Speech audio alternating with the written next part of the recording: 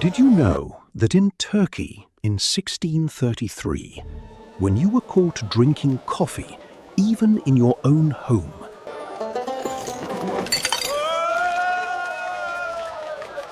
you would be executed right then and there? Turkish coffee in Turkey once had a very dark history. It was even darker than your room when the lights are turned off, or perhaps even darker than the colour of the coffee itself. In 1633, Sultan Murad IV of the Ottoman Empire banned coffee, tobacco and alcohol. While the official excuse was preventing city fires, the real psychological and political reason ran much deeper. Coffee houses, or kahvehane, had become breeding grounds for political debate, government criticism, and coup plotting.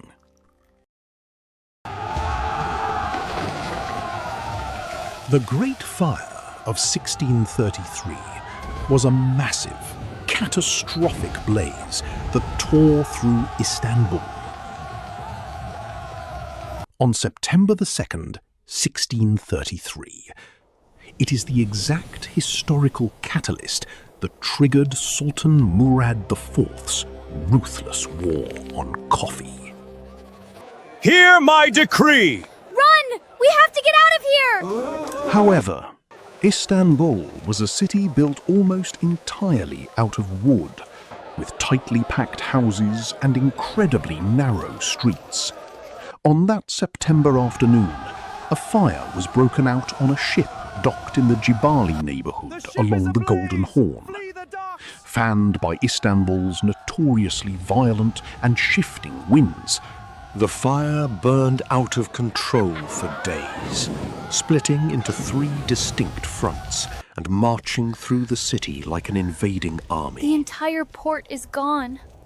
By the time it was finally put out, roughly 20% of Istanbul had been reduced to ash, leaving tens of thousands of citizens homeless and destroying major state buildings and markets.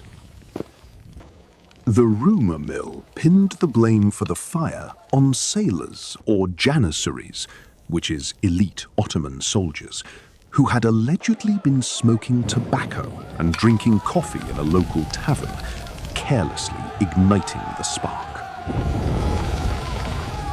But Murad's reaction wasn't just about fire safety.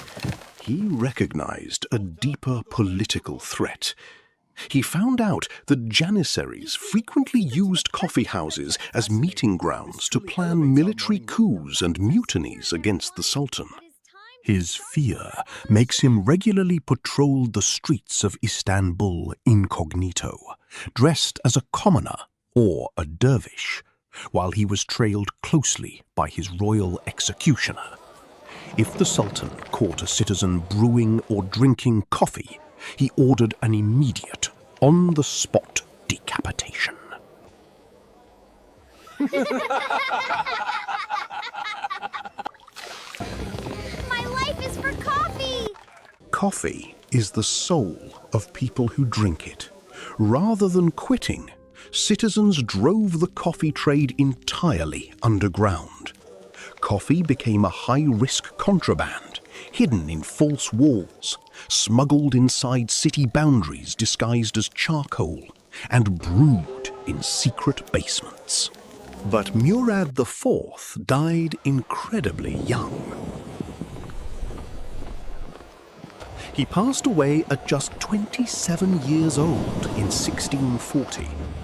The plot twist began when the man who banned coffee, tobacco, and alcohol on pain of death actually died of cirrhosis of the liver caused by severe chronic alcoholism.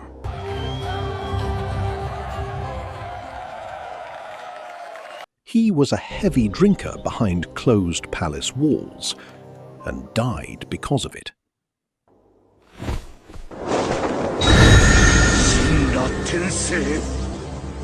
Well, because the draconian ban dissolved shortly after Murad IV's death in 1640. They realized that banning coffee hadn't stopped people from drinking it. It had only stopped the government from making money off it. Instead of spending tons of money paying executioners to hunt down secret coffee drinkers, the new sultan decided to make it legal again. People celebrate it! That coffee will be legal again!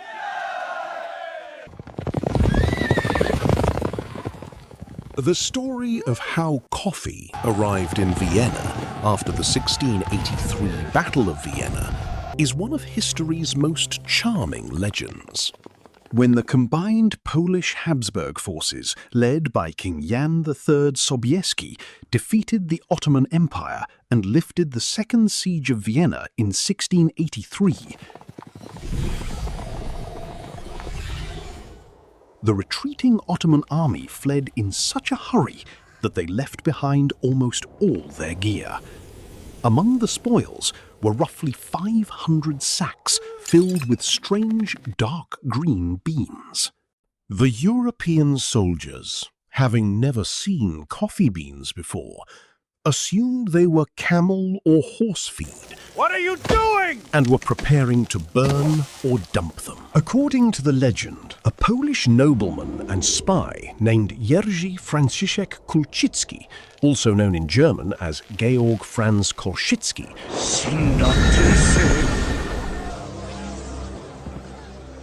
having spent years traveling and imprisoned in the Ottoman Empire, he spoke Turkish and knew exactly what those beans were.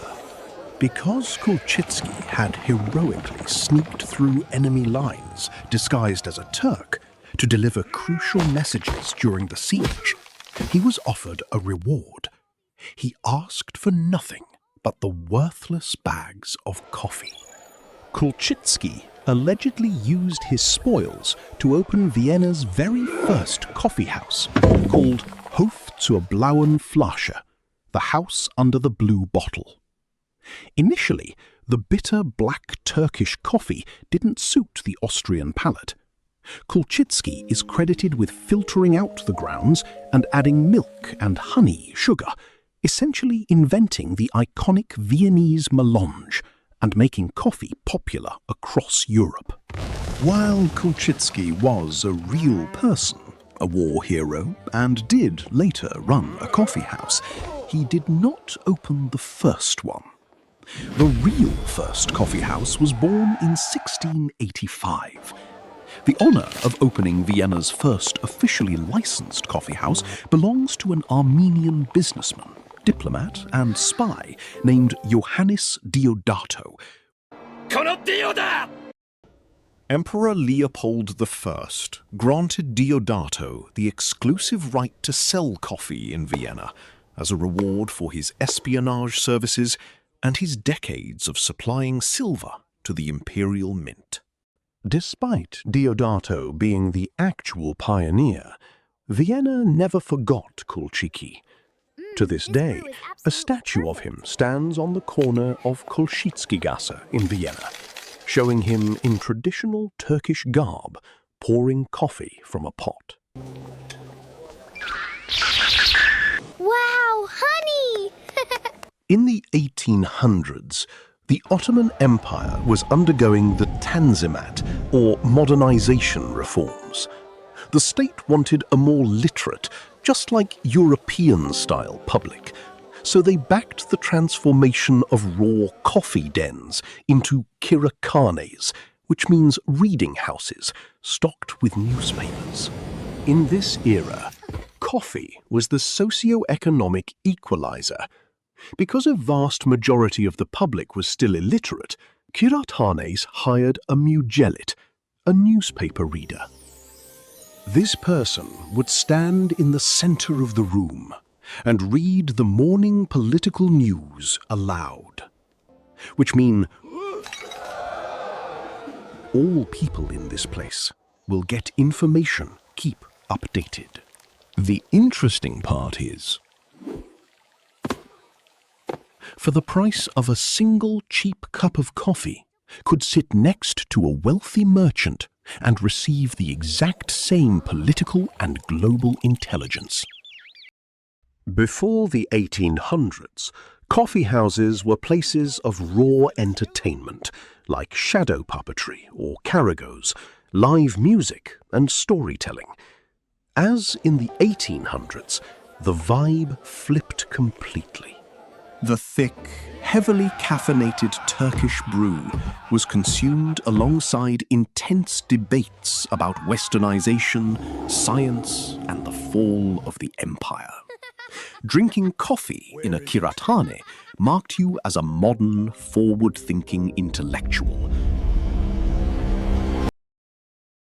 The actual presentation of the coffee inside an 1800s Kıraathanes reached peak aesthetic sophistication during this century.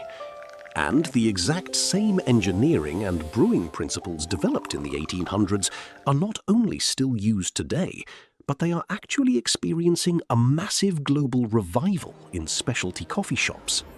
Whether you order a traditional Turkish coffee in a historic corner of Istanbul, or visit an upscale specialty coffee bar in New York, the taste and aroma profile of Turkish coffee is vastly different from espresso, drip, or filter coffee due to its mechanical factors. Turkish coffee is ground into an incredibly fine powder. It's much finer than espresso, resembling cocoa powder or flour. Because the particles are so small, they expose a massive amount of surface area to the water. Turkish coffee is boiled directly with water and served without filtering. Because the grounds remain in the cup, the liquid is highly viscous, dense, and full-bodied. It has a thick, velvety mouthfeel. The taste is bold, earthy, and robust.